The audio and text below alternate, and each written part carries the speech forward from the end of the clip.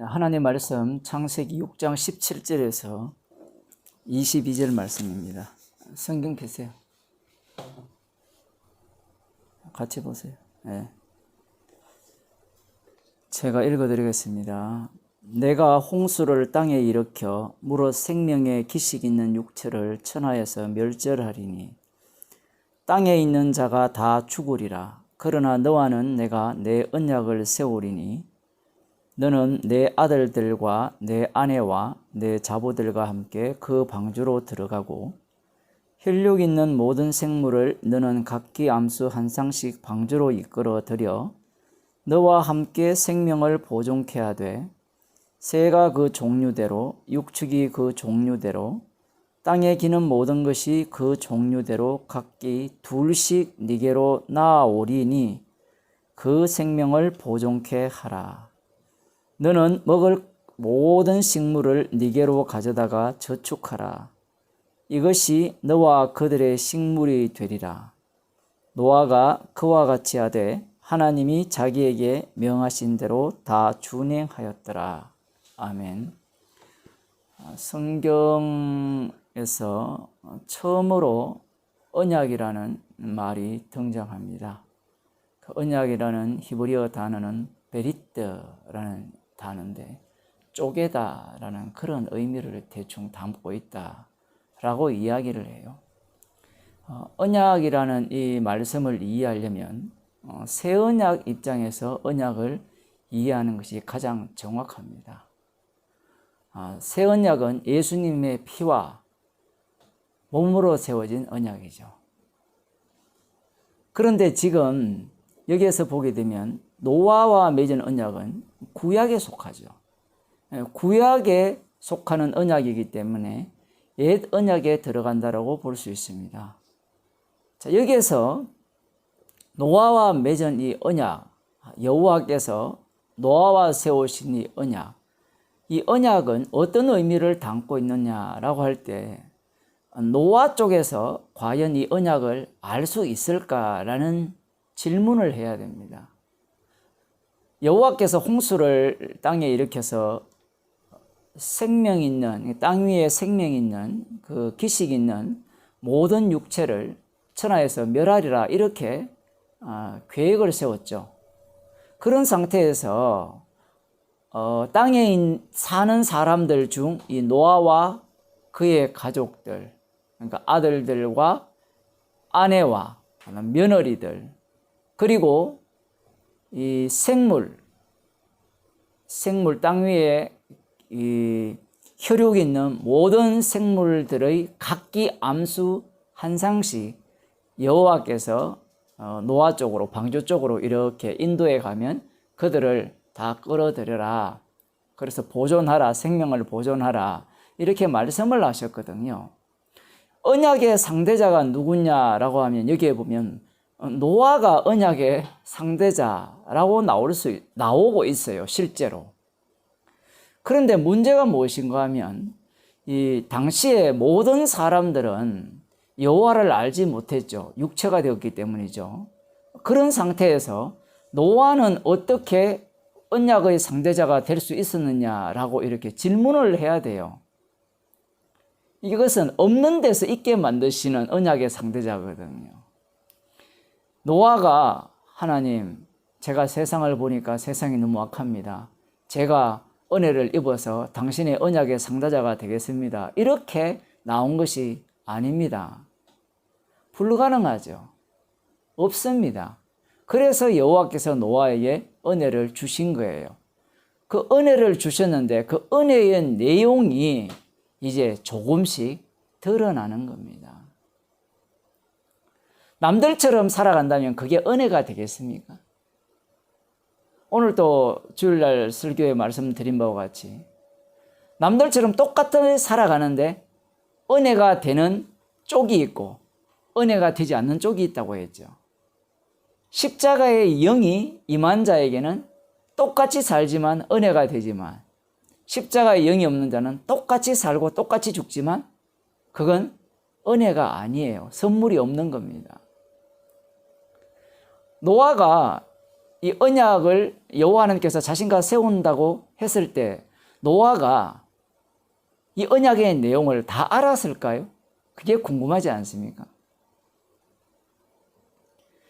이 하나님과 같이 된 인간들은 어떤 생각을 갖고 있는가 하면 여호와께서 노아에게 언약을 세운다고 했을 때는 노아가 모든 것을 안다라고 생각해요. 언약의 상대자이기 때문에. 달리 표현하면 이런 겁니다. 예수님을 믿게 되면, 복음을 알게 되면 우리의 마음은 어떤 마음인가 하면 다 알았다라는 마음이 있고요. 다 알게 될 것이다라는 마음이 있어요. 두 가지 마음이 있어요. 다 알았다라는 사람은 어떤 사람인가 하면 이 복음을 전해보면 맞아요. 십자가가 다예요. 다 알았어요. 끝. 이런 태도가 바로 악마적 사고방식이에요. 또 한 가지는 다 알 수 있을 것이라는 태도죠. 그것도 마찬가지입니다. 미알려니까. 근데 성경은 거꾸로 이야기하죠. 주님이 다 이루으셨고 다 이루심을 성도에게 어떻게 합니까? 적용시켜 나가죠. 십자가가 미완료가 아니라 완료예요. 완료인데 주님이 완료한 걸 나는 그 완료한 걸 알아요. 믿어요. 이거는 주님이 허용치 않습니다. 그렇게 되어버리면 십자가 자체가 필요 없어지는 인생이 되기 때문에 그래요. 주님의 정인으로 불렀지 구원을 목적으로 부른 것이 아니기 때문입니다. 노아는 지금 자신과 세우신 그 언약 속에서 그 언약이 어떤 의미를 담고 있는가, 어느 정도 알고 있느냐를 보게 되면 방금 우리가 성경에 읽었던 내용 그 이상도 이하도 알 수 없는 거예요. 그럼 방금 읽었던 내용이 뭐냐? 하나님께서 땅 위에 있는 모든 기식 있는 자들을, 생물들을 다 죽인다고 했을 때 그 죽임 속에서 누구를 살리는 거예요? 노아와 노아의 아들들과 노아의 아내와 노아의 며느리들, 그리고 방주에 함께 탈 여호와께서 인도하시는 그 혈육 있는 모든 생물의 각기 암수 한 상씩, 암수 해가지고 한 상씩, 그것들을 보존하겠다. 이것이 바로 여호와께서 세우신 언약이다라고 생각을 하는 겁니다. 그래서 보통 노아 언약은 뭐 보존의 언약이다 이렇게 표현을 하는데 그런 이야기를 하는 게 아니에요. 물론 보존한다는 건 맞는데 노아 입장에서는 어떤 생각을 갖고 있는가 하면 하나님이 언약을 세우셨으니까 우리를 하나님의 심판에서 구원하시는 언약이구나. 우리를 위해서 우리가 지배하고 다스릴 그 혈육 있는 모든 생물들 각기 암수씩 한 쌍씩 태우니까 걔들이 또 번성할 거 아니에요. 그들을 지배하기 위해서 우리를 이렇게 보호하시기 위해서 나와 언약을 세우셨구나. 이렇게 생각하는 게 정상이에요. 제가 정상이라는 표현은 무엇인가 하면 이미 선악과를 따먹었기 때문에 그 이상을 생각을 못해요. 아니 목사님, 이미 노아는 은혜를 받았기 때문에 하나님 마음을 다 알 수 있지 않습니까? 몰라요. 왜 모르는가 하면 언약을 세울 때 언약이 먼저입니까? 노아가 먼저입니까? 노아와 언약을 세울 때 언약이 먼저 있었어요? 노아와 언약을 세우는 게 먼저 있었어요? 언약이 먼저 있었죠. 새 언약이 가장 빠르거든요.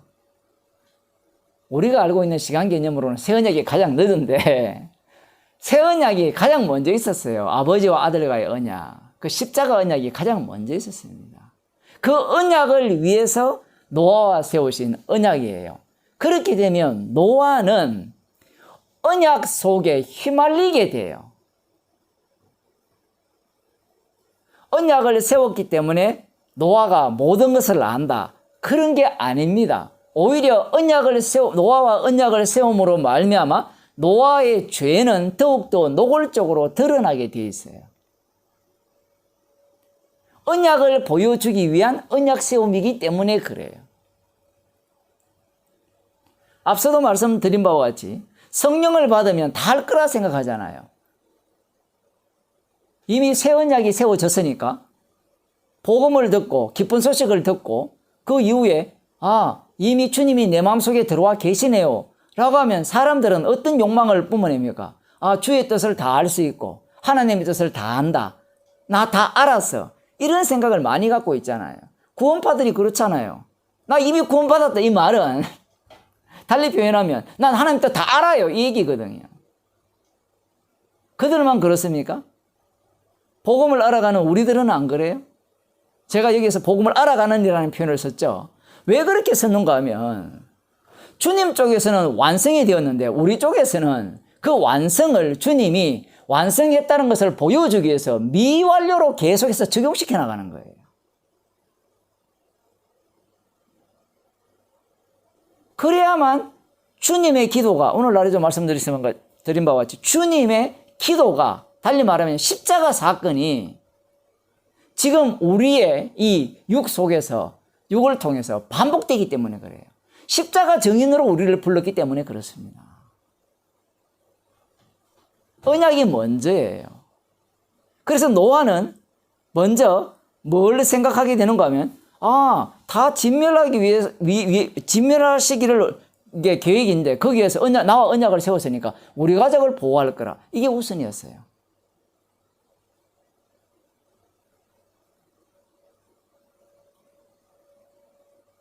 문제는 그것으로부터 시작하죠.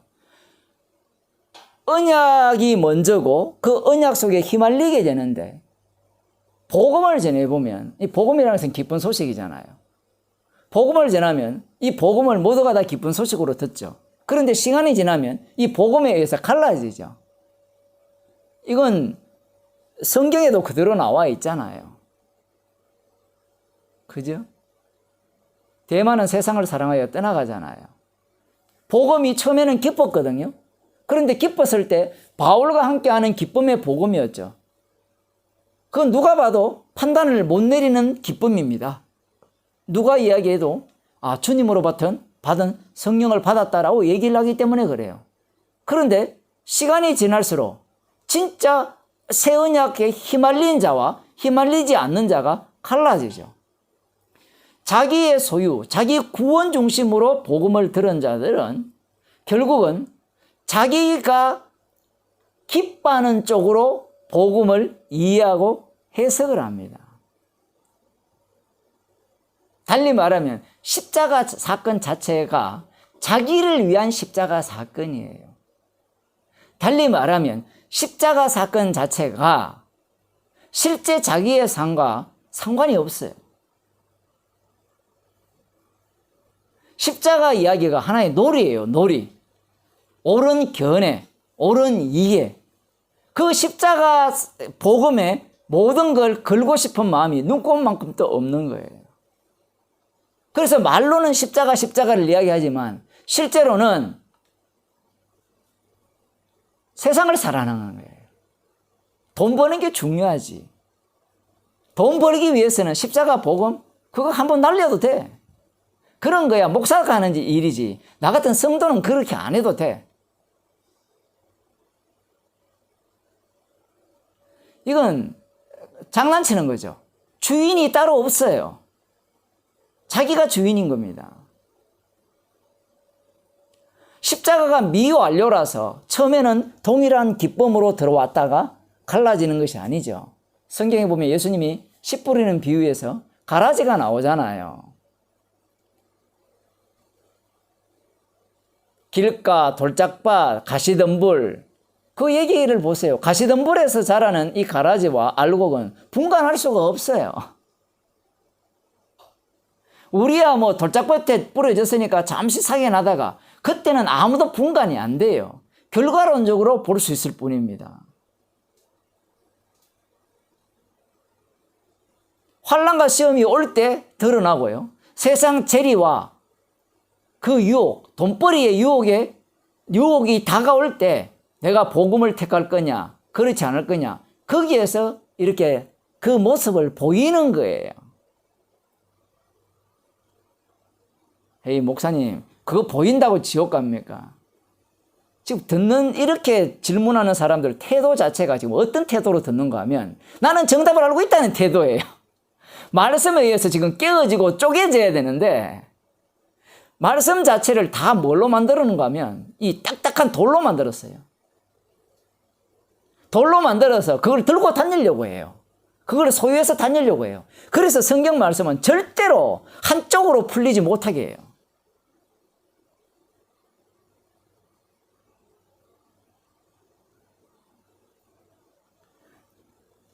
마태복음 15장 13절에 보면 예수님께서 이런 말씀을 하셨어요. 그 전에 예수님이 어떤 말씀을 하셨는가 하면 입에 들어가는 것이 사람을 더럽게 하는 것이 아니라 입에서 나오는 그것이 사람을 더럽게 하는 것이니라 이렇게 말씀하셨거든요. 바리새인들은 똑똑하거든요. 예수님의 말씀이 무슨 말인지 금방 알아들어요. 입에서 나오는 것이 사람을 더럽게 한다는 말은 이 몸 자체가 어떻다? 더럽다는 거예요. 악마의 속성이라 그걸 눈치챘어요. 그러자 제자들이 예수님께 말씀을 드립니다. 예수님의 말씀이 저들에게 걸림돌이 된 줄 아십니까? 라고 말씀을 드리니까 예수님께서 뭐라고 말씀하시는가 하면 심은 것마다 내 천부께서 심으시지 않은 것은 뽑힐 것이니 그냥 두어라. 저희는 소경이 되어 소경을 인도하는 자로다. 만일 소경이 소경을 인도하면 둘이 다 구덩이에 빠지리라. 주님이라면 순수한 복음만을 남기고 싶어 하죠.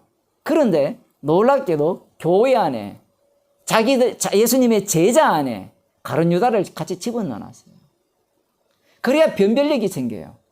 가룟 유다와 나머지 11제자의 차이가 뭘까요? 한쪽은 주님의 피로 용서함을 입은 자고요. 사랑을 받은 자고. 다른 한쪽은 사랑을 못 받은 자, 그것밖에 변별점이 없어요. 인간적에서는 아무리 비교해도 비교할 내용이 없는 겁니다. 그러면 왜 가룟 유다를 그렇게 내버려 두느냐? 왜 교회 안에 가라지를 그렇게 내버려 두느냐? 그런 자들이 있어야 교회가 교회답잖아요. 왜? 교회가 뭐예요? 십자가이신 예수 그리스도의 주되심을 증거하는 곳이 교회죠. 그러면 교회 안에는 반드시 무엇이 있어야 돼요? 가라지가 있어야 되죠. 그 가라지가 누굽니까? 여러분과 저잖아요.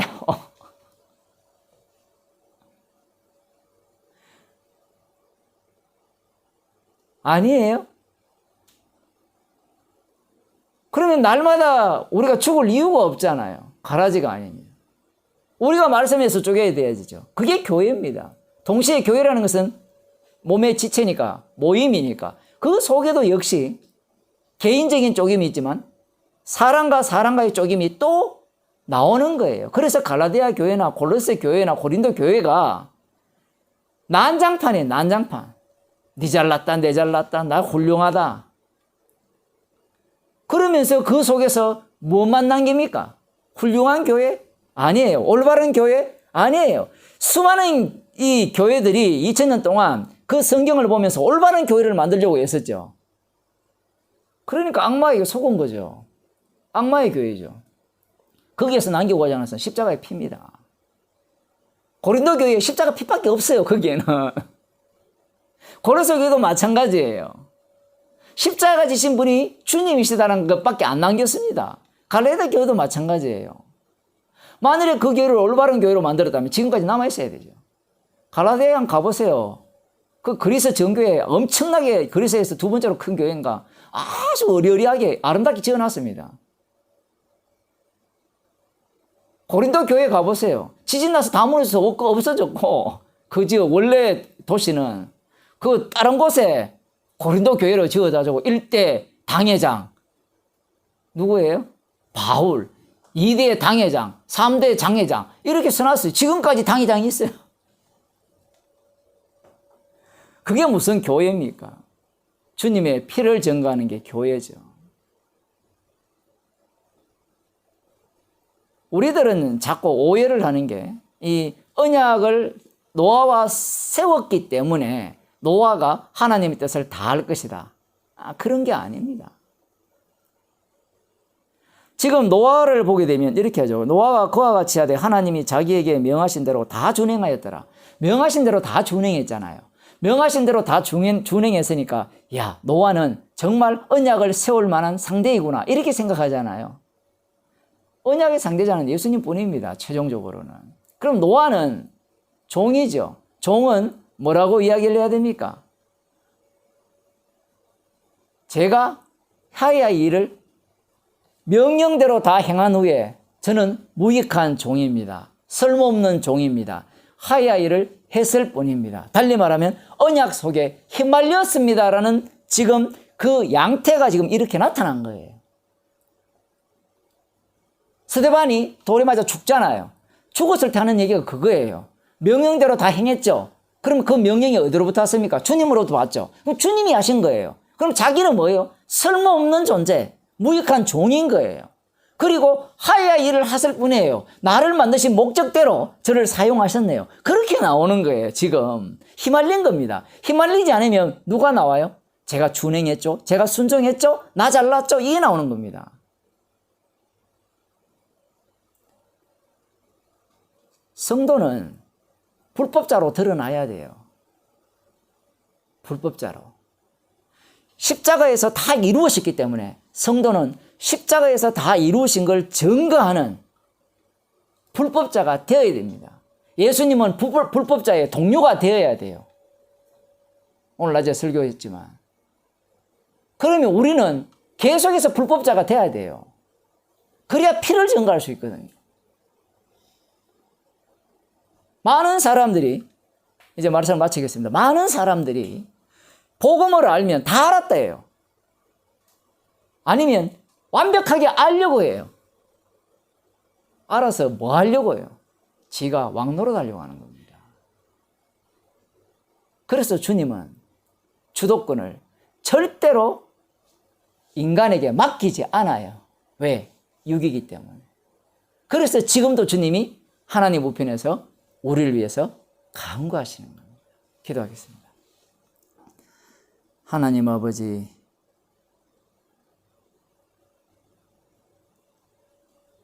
십자가로 세우신 새 언약에 휘말리는 인생으로 우리를 만드셨고 불러주셨고 또 살게 하심을 감사드립니다. 날마다 십자가 앞에 죄인으로 드러나는 것이 우리에게 축복임을 알게 하여 주시고 십자가만 자랑하며 주께서 명하신 대로 다 행한 후에 무익한 종입니다. 다만 하야의 일을 했을 뿐이다라는 그러한 고백을 마음껏 할 수 있는 저희들이 되게 하옵소서. 예수님 이름으로 기도드리옵나이다. 아멘.